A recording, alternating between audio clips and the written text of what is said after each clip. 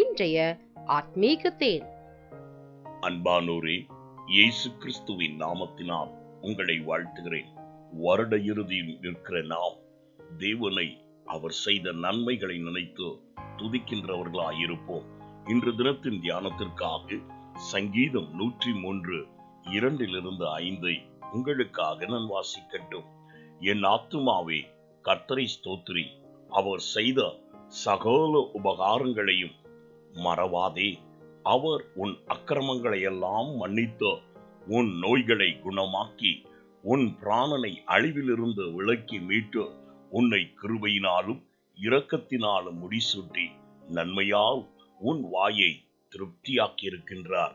ஆம் பிரியமானவர்களே, உன்னை திருப்தியாய் நடத்தினதான என் தேவனாகிய கர்த்தர் அவரே ஒவ்வொரு நாளும் உனக்கு வேண்டிய சகல நன்மைகளையும் செய்த, நீ அறிந்தோ அறியாமலோ செய்ததான அக்கிரமங்களை பார்த்து உன்னை தண்டியாதபடி தன்னுடைய கிருபையினாலும் இரக்கத்தினாலும் உன்னை மூடி இதுவரைக்கும் பாதுகாத்து வந்ததான தேவன் உன் பிராணனை எல்லா தீய அழிவில் இருந்தோம், நோய் நொடிகளில் இருந்தோம், பலவீனங்களிலும் இருந்தோம் விடுவித்து காத்ததான தேவன் உன் வாழ்வில் நன்மையினால் நிரப்ப வல்லவராயிருக்கிறார்.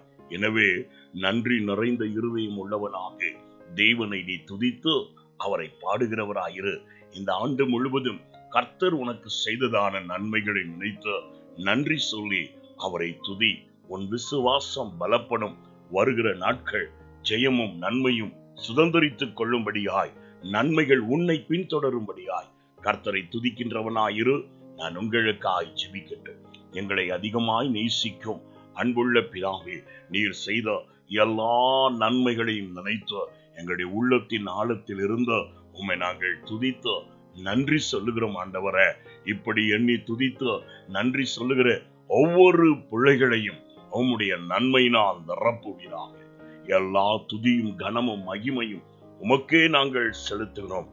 தீமையையும் நன்மையாய் மாற்றுகிறதான தேவனே, துயரத்தில் இருக்கிற உம்முடைய பிள்ளைகளுக்கு நன்மையை நல்குவீராக. இயேசுவின் நாமத்தில் பிதாவே, ஆமென். God bless you.